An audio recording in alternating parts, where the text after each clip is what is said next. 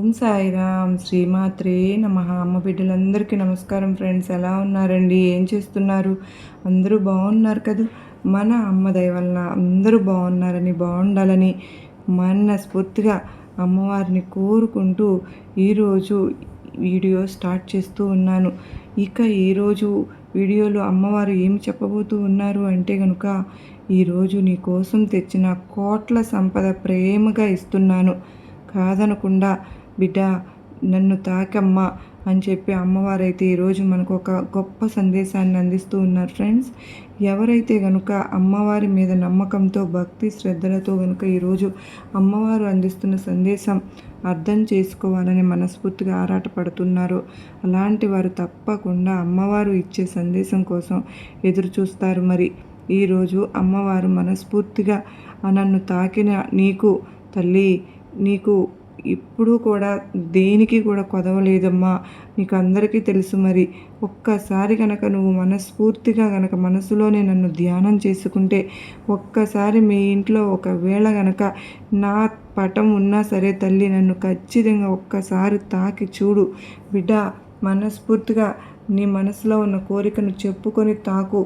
ఈరోజు నీ బాబాను తాకిన నీకు నీ మనసులో ఉన్న కోరిక నెరవేరాలని చెప్పి, మన జీవితంలో కోట్ల సంపద రావాలి అని అంటే కనుక అమ్మవారు ఏం చెప్పబోతూ ఉన్నారు, ఎక్కడ మనం తప్పులు చేస్తున్నాము, జీవితంలో అందరిలాగా ఎందుకు మనం ఎదగలేకపోతున్నాము, ఎక్కడ తప్పులు చేస్తున్నాము, వీటన్నిటిని గురించి కూడా అమ్మవారు ఈరోజు మనకు ఒక మంచి సందేశాన్ని అందిస్తూ ఉన్నారు.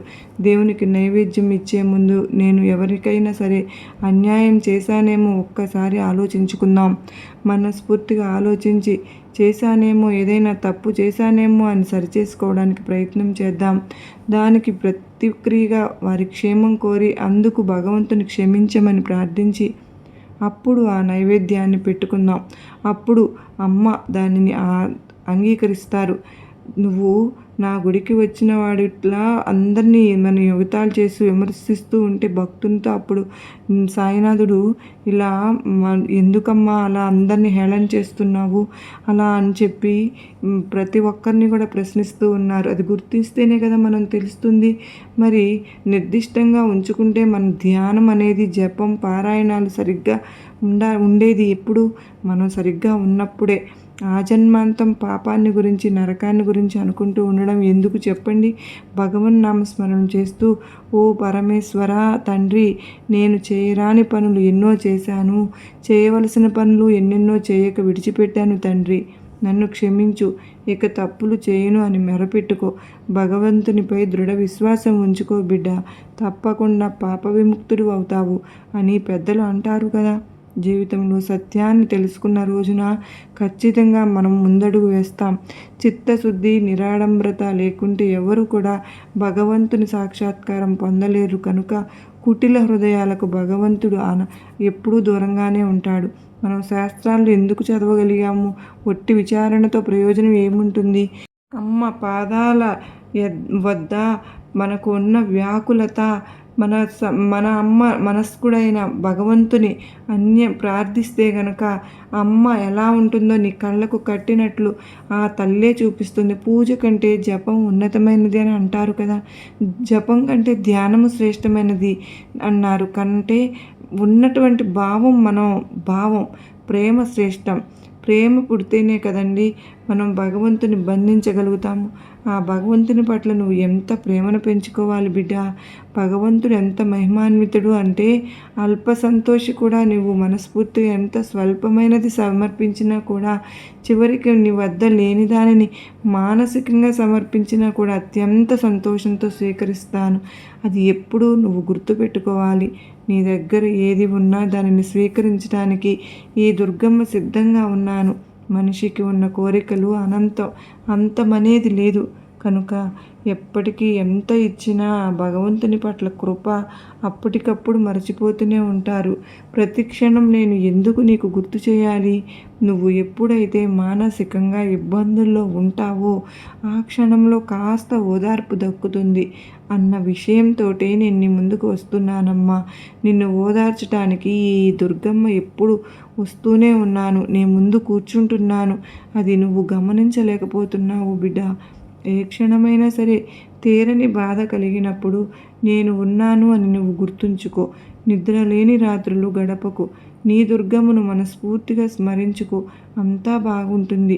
నీ దుర్గమ్మపై నమ్మకం ఉంచుకుంటే, నన్ను నువ్వు ఎంత హృదయపూర్వకంగా నమ్మితే నేను నిన్ను అంత హృదయపూర్వకంగా రక్షిస్తూ ఉంటాను. అంతా నీ చేతుల్లోనే ఉంది బిడ్డ. ముందు నీ అంతరాత్మను శుద్ధి చేసుకో. అంతరాత్మలోకి తొంగి చూడవద్దు. సొంత తప్పిదాలు తెలుసుకుని సరిదిద్దుకోవడానికి ప్రయత్నం చేస్తూ ఉండు. ఇతరుల దోషాలు లెక్కించడం మహాపాపమవుతుందమ్మా. కనుక ఆ విషయాల గురించి దూరంగా ఉండు అని చెబుతున్నాను. నీవు ఎవరికైనా ఉపకారం చేస్తే దాన్ని గుర్తుంచుకోకు. ఇకపోతే ఎవరినైనా సరే నీవు ఉపకారం చేస్తే మాత్రం దాన్ని మర్చిపోవద్దు.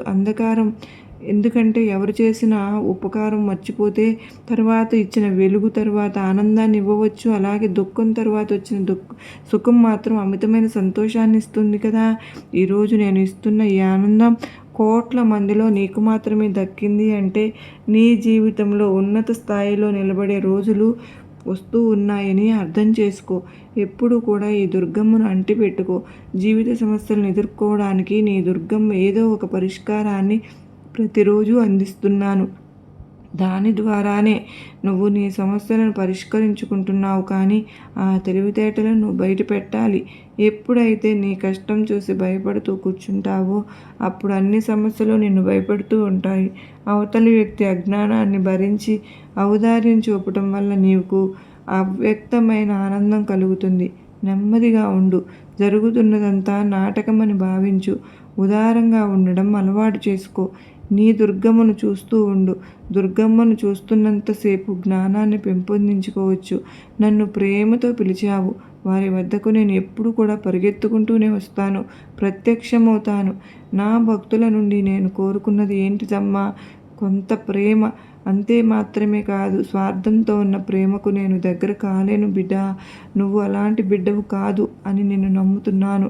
నీవు సకల లోక సృష్టికర్తవు, సర్వజీవ రక్షకురాలివి, సంరక్షకురాలివి, సర్వాంతర్యామి, సర్వవ్యాపకత్వాన్ని నువ్వు నన్ను ఎప్పుడు ఆరాధిస్తూ ఉంటావు కదా. దానికోసమే బిడ్డ, నా బిడ్డలందరూ కూడా క్షేమంగా ఉండాలని, నా పిల్లలందరూ నా సందేశం ద్వారా ఎన్ని విషయాలు నేను మీకు అందిస్తూ ఉన్నాను. నా కోసం అన్వేషిస్తూ ఎక్కడెక్కడో నువ్వు ఎందుకమ్మా తిరుగుతావు? నీలో ఉన్నంత వరకు నేను నీతోనే ఉంటాను. ఎప్పుడైతే నీవు కల్మషం లేకుని ప్రేమను చూపిస్తావో ఆ క్షణం నీ ముందు నేను పిట్టలాగా వాలిపోతాను. ఎప్పుడైతే నా బిడ్డలు నా ముందు తల వంచి నేను చేసిన తప్పులన్నీ క్షమించు దుర్గమ్మ అని అంటారో ఇక మీదట నువ్వు చెప్పినట్లుగా నడుచుకుంటాను. నువ్వు నా చేయి వదలకు తొల్లి దుర్గమ్మ, అన్ని విషయాల్లోనూ నువ్వు చెప్పినట్టుగానే నేను నడుచుకుంటాను. జీవితం పైన విరక్తి కలిగింది. నేను ఏది కోరుకున్నా కూడా జరగడం లేదు. ఎన్నో సంవత్సరాలుగా దుర్గమ్మ తల్లి, నీ ముందు నేను అడుగుతున్న ప్రశ్నకు నాకు జవాబు ఇవ్వడం లేదు. ఎందుకు తల్లి అంత మౌనంగా ఉన్నావు? నేను అడిగిన దానికి సమాధానం ఎందుకు ఇవ్వడం లేదు? ప్రతిరోజు ఏ విషయంలోనూ నీకు తక్కువ చేయడం లేదు కదా తల్లి. నిన్ను మేము మా ఇంట్లో ఎలాంటి స్థానంలో ఉంచామో నీకు తెలుసు కదా అమ్మా. అంత నమ్మకంగా మీకు చెప్పిన విధంగా మేము నడుచుకుంటున్నాము తల్లి. అయినా సరే మా కోరికలు ఎందుకు ఫలించడం లేదు? ఎందుకు తల్లి ఇన్ని పరీక్షలు పెడుతున్నావు అని నా బిడ్డ ప్రశ్న వేయవచ్చు. కానీ బిడ్డ, ఈ మాటలు విని విని విసిగిపోయాను తల్లి. దుర్గమ్మ అని మాత్రం అనకు బిడ్డ. ఎందుకంటే కర్మ ఫలం అనేది ప్రతి మనిషి, ప్రతి జీవి అనుభవించక తప్పదమ్మా. అది అనుభవిస్తేనే కదా మంచి మోక్ష మార్గం అనేది నీకు దక్కుతుంది. ఎప్పుడైనా సరే కానీ కర్మఫలాన్ని రుణశేషంగా మార్చుకుని నీ చుట్టూ తిప్పుకోకూడదు. అది నీతోనే ఉంటే నీ జీవితం ఈ విధంగానే ఉండిపోతుంది. శాశ్వతంగా రుణశేషం అనేది ఉంచుకుంటే కర్మఫలం ద్వారా నువ్వు ఇంకా ఎక్కువ బాధలు పడవలసి వస్తుందమ్మా. అందుకనే ఆ కర్మఫలం ఎంతవరకు తగ్గితే అంత మంచిది. నువ్వు సంతోషంగా ఉంటావు. ముందు నీ కర్మఫలాన్ని నువ్వు అనుభవించు. తప్పు లేదు బిడ్డ. ఏ మనిషి అయినా సరే, ఆఖరికి ఆ భగవంతునైనా సరే, నువ్వు ఎన్నో చరిత్రలు చదివావుగా. రామాయణం విన్నావు, మహాభారతం విన్నావు, దేవి భాగవతం, శ్రీకృష్ణుని కథ రామాయణంలో రాములు ఎన్ని కష్టాలు పడ్డారో నువ్వు విన్నావు. తల్లి సీతమ్మ ఎన్ని కష్టాలు పడింది. ఒక భగవంతుడు అంటే లోకాన్ని ఏలేటటువంటి ఆ భగవంతునికే అన్ని కష్టాలు ఉన్నప్పుడు అది కర్మశేషం బిడ్డ. ఆ కర్మశేషం వల్లనే ఆ భగవంతునికి కూడా తప్పలేదమ్మా. కనుక మనుషులం మనకెంత చెప్పు. నీ సంకల్ప బలం చాలా గొప్పది. అందుకే ఈ మాటలు నిజాగా వచ్చాయి బిడ్డ. కనుక తల్లి ఈరోజు నువ్వు నువ్వు నన్ను తాకిన నీకు నీ ఇంట్లోకి నేను వచ్చాను. సంపదతో, కోట్ల సంపదతో కాకపోయినా నువ్వు తనివి తీరని ఆస్వాదించే అంత నీ జీవితం అంతా సంతోషంగా ఉండేటంత వచ్చింది. కనుక స్వీకరించు బిడ్డ. ఎలాంటి కర్మశేషము ఉంచుకోకు, అనుభవించు. తప్పదమ్మా. మరి ఈ దుర్గమ్మ చెప్పిన మాటలు పూర్తిగా వింటావు కదూ. నీ తల్లి స్థానంలో నువ్వు నన్ను కూర్చోబెట్టి మరి ఈ తల్లి మాటలు లెక్క చేయను అంటే ఎలా బిడ్డ? కనుక చెప్పిన మాటలు గుర్తుపెట్టుకో, మనస్ఫూర్తిగా వీటిని స్వీకరించు. జీవితంలో ఆనందంగా ఉండడానికి మాత్రమే ప్రయత్నం చెయ్యి. నీ చుట్టూ ఉన్న వాళ్ళని ఎట్టి పరిస్థితుల్లోనూ నువ్వు బాధ పెట్టకు. నీ వల్ల బాధపడ్డారు అంటే ఖచ్చితంగా నీ దుర్గమ్మ బాధపడతాను తల్లి. ఈ మాటలు ఎన్నిసార్లు నీకు చెప్పి ఉంటాను. అదే బలంతో ముందుకు వెళ్ళు. ఈ తల్లి నీకు తోడుగా ఉన్నాను.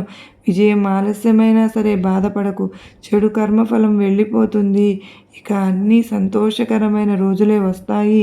ఎవరికి ఎప్పుడు భయపడకు. అందరితో ప్రేమగా, గౌరవంగా ఉండడానికి ప్రయత్నం చెయ్యి. ఆలస్యమైనా సరే, ఎప్పటికైనా సరే మంచి మాత్రమే గెలుస్తుంది అన్న నమ్మకంతో నువ్వు ఉండు. ధర్మబద్ధమైన కోరికలు కోరితే వెంటనే ఆ భగవంతుడు అంగీకరించి నీకు తిరిగి వాటిని నీ కోరికలు నెరవేర్చేలాగా నీ ముందుకు తీసుకువస్తాను.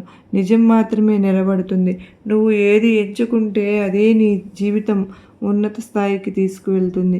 కల్మషం లేని నీ మనస్తత్వం నాకు ఎంతో ఇష్టం బిడ్డ. నీవు నన్ను అడిగే ప్రతి కోరిక న్యాయబద్ధమైనదే. అన్నింటికంటే నువ్వు ఏది కోరుకున్నా సరే మనసులో ఉన్నది ఉన్నట్లు చెప్తావు. నన్ను ఎంతగానో నమ్మిన నీకు అంతా మంచే జరగాలని ప్రతిసారి నేను కూడా కోరుకుంటూనే ఉన్నాను. కానీ నువ్వు కర్మశేషం వల్లనే ఇన్ని కష్టాలు పడుతున్నావు అని నీతో ఎలా చెప్పేది తల్లి? ఈ దుర్గమ్మ మాటలు నీకు పూర్తిగా బోధపడినాయి అంటే జీవితంలో ఎలాంటి కర్మశేషము ఉంచుకోకూడదు అంటే మనస్ఫూర్తిగా నేను ఒక పని చెప్తాను. చెయ్యమ్మా. నువ్వు నీ ఇంట్లో ఎప్పుడు దీపారాధన చేసుకున్న తరువాత సాయం సంధ్య వేళ చేస్తే ఇది చాలా మంచిది. ఎందుకో తెలుసా బిడ్డ? ఇంటికి వచ్చిన వేళ లక్ష్మీమాతకు ఇచ్చే ఇంటికి వచ్చే సమయం కనుక దీపారాధన చేసిన తర్వాత ఆ తల్లికి నువ్వు ఎప్పుడైనా సరే కనుక నువ్వు ముందుగా చక్కగా దీపం పెట్టుకుని నువ్వు ప్రతి ఒక్క విషయము ఆ తల్లికి అంటే ఆ 4 మాటలు నువ్వు అమ్మకు కుంకుమ రాసి బొట్లు పెట్టి పూజ చేసుకున్న తరువాత అంటే అగరబత్తులతో మీరు పూజ చేసుకున్న తరువాత ఓం శ్రీమాత్రే నమః అని 11 సార్లు చక్కగా చెప్పుకో. ఆ తరువాత నీ సంకల్పం చెప్పుకొని నీ ఇంట్లో నీకు తోచిన విధంగా ఆ తల్లికి చక్కగా నీకు ఏదనిపిస్తే అది ఆ తల్లికి ఇవ్వు. అంటే నోటికి ఇస్తే ఇంకా మంచి తల్లి. అంటే నోటికి అందించు. చక్కగా పెదవులకు ఆనించి చక్కగా మనస్ఫూర్తిగా పెట్టు తల్లి నైవేద్యాన్ని. కోరికలు తీరిపోవాలి అని చెప్పి 5 వారాలు చక్కగా దీపాలు పెట్టుకుని ఈ విధంగా నువ్వు చక్కగా ఇంట్లో నైవేద్యం నీకు తోచింది అమ్మకు బియ్యం బెల్లంతో 2 కలిపి చేసుకుని చక్కగా అమ్మకు పాయసంలాగా చేసుకుని అమ్మ పెదాలు కానిచ్చి ప్రేమగా తినిపించు. నీకు ఆ దుర్గమ్మ బలం కూడా ఎక్కువ పెరుగుతుంది. నీకు చక్కగా మంచిగా గనక ఎప్పుడు ఏది చేయాలనిపించినా నువ్వు ఈ విధంగా కూడా చేసుకోవచ్చమ్మా.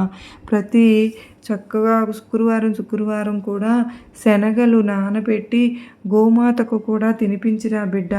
చక్కగా ఆ రోజున నువ్వు పొద్దున్నే నానబెట్టుకుంటే సాయంత్రానికి నానిపోతాయి. వాటిని చక్కగా నువ్వు కొంచెం బెల్లం ముక్క వేసి దాన్ని కలిపి గోమాతకు కూడా సమర్పించుకో బిడ్డ. ఇప్పుడు చక్కగా 5 వారాలు కనుక నువ్వు ఇలా కూడా చేసుకుంటే నీకు ఏవైతే అడ్డంకులు జరుగుతున్నాయో, ఏదైనా సమస్యలు ఉన్నా సరే నీకు దుర్గమ్మ గురుబలం కూడా తోడయ్యి నీ సమస్యకు శాశ్వత పరిష్కారం అనేది ఒకటి ఏదో ఒక రూపంలో నీకు కనిపిస్తుంది. ఖచ్చితంగా నీ దుర్గమ్మ మీద నమ్మకంతో ఈ చిన్న పనిని చేసుకో. ఈరోజు దుర్గమ్మ ఎంత గొప్ప సందేశం నీ కోసం తెచ్చాను. కోట్ల సంపద కాకపోయినా మన జీవితంలో మనకంటూ ఒక స్థాయి ఉంది కదా. అందరితోనూ మంచి పేరు తెచ్చుకుంటే అంతకంటే ఇంకేం కావాలి. అందరిలోనూ బాగుండాలి అని మనస్ఫూర్తిగా ఎప్పుడైతే కోరుకుంటాం కదా. మరి ఈరోజు చక్కగా నీకు దుర్గమ్మ ఈ గొప్ప అత్యద్భుతమైన సందేశం మనకు అందించారు కదా ఫ్రెండ్స్. మరి మనకు మంచే జరుగుతుంది. ఎప్పుడు అమ్మవారు మనతోనే ఉంటారు. నమ్మిన వారికి నమ్మినంత అండగా ఆ దుర్గమ్మ తల్లి నిలబడతారు అని, మరి నమ్మిన వారికి ఆ భగవంతుడు ఎందుకు విడిచిపెడతాడు ఫ్రెండ్స్. ఖచ్చితంగా విడవరు. అనుకున్నది సాధించే వరకు మనం కూడా పట్టుబట్టి ఉండాలి కదా. ఏదైనా సరే అమ్మ ఎన్ని కష్టాలు పెడుతుందో చూద్దాం. ఖచ్చితంగా ఆ కష్టం నుండి నేను బయటపడతాను. నాకు అంతటి శక్తిని ప్రసాదించు తల్లి. నా జీవితంలో ఏం రాసిపెట్టి ఉంటే అదే జరుగుతుంది. దుర్గమ్మ, నేను ప్రత్యేకంగా ఇదే జరగాలి, నేను ఇలాగే ఉండాలి అని కోరుకోవడం లేదు. నాకంటూ ఒక స్థాయి కావాలి అని మాత్రమే కోరుకుంటున్నాను. అది ఒక మనిషిగా నేను కోరుకున్నది న్యాయం అని మీకు అనిపిస్తే అది నాకు తిరిగి ఇవ్వు దుర్గమ్మ అని మనసులో మనం కోరుకుంటే చాలు. ఆ భగవంతుని ముందు అంటే ఎప్పుడైనా సరే మనం గుడికి వెళితే అమ్మవారి ముందు కూర్చుని ఏడవడం కానీ, ఆ అమ్మను మనస్ఫూర్తిగా ఏదైనా ఒక కోరికను కోరుకోవడం కానీ, దానికంటే ముందు వెళ్ళిన చోట కూర్చొని ప్రశాంతంగా అమ్మవారిని ఆరాధించుకుని అమ్మవారి పాదపద్మాలకు దగ్గరకు వెళ్ళిపోవాలి మన మనసు. అమ్మవారిని పట్టుకున్నప్పుడు, అమ్మ ముందు కూర్చొని మాటలు చెప్పుకున్నప్పుడు అమ్మ ఏ విధంగా మాట్లాడుతుందో ఆ మాటలు మనం వింటున్నట్లు, అమ్మ ఇచ్చే సందేశం వింటున్నట్లు ఈ విధంగా మనం ఊహించుకోవాలి. అమ్మ మందిరంలో కూర్చుంటే మన కోరికలు చెప్పుకోవడం కాదండి. అమ్మకు తెలుసు మనకు ఏమి ఇవ్వాలి అన్నది. ఖచ్చితంగా అమ్మవారు ఏదో ఒక రోజు ఇస్తారు. ఖచ్చితంగా మనకు అమ్మవారి పాదాలను పట్టుకున్నాం చాలు అని మర్చిపోతున్నాం. జీవితంలో సంతోషం అన్నది మనకు దక్కాలి. మనం ఎప్పుడు అందరి ముందు అందరిలోనూ మనం కూడా బాగుండాలి అని ఖచ్చితంగా అమ్మను వేడుకుందాం. మనస్ఫూర్తిగా అమ్మ పాదాలు పట్టుకుని అమ్మతో భజించేద్దాం.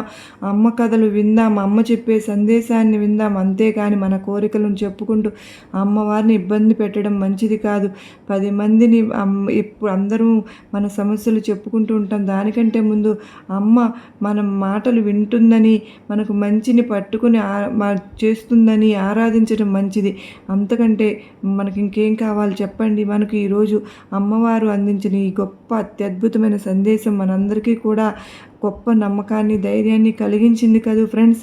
మరి నచ్చింది అన్న వాళ్ళు ప్రతి ఒక్కరూ కూడా అమ్మ బిడ్డలకు మరికొంతమందికి షేర్ చేయండి. మరలా మరొక చక్కని అమ్మవారి సందేశంతో మరలా మీ ముందుంటాను ఫ్రెండ్స్. అంతవరకు అందరూ ఆరోగ్యంగా అష్టైశ్వర్యాలతో అమ్మవారి ఆశీస్సులతో ఉండాలని నేను కూడా అమ్మవారిని మనస్ఫూర్తిగా మరొక్కసారి కోరుకుంటూ, అందరూ బాగుండాలి, అందరిలో నేను ఉండాలి అని మనస్ఫూర్తిగా కోరుకుంటూ, సర్వే జనా సుఖినో భవంతు.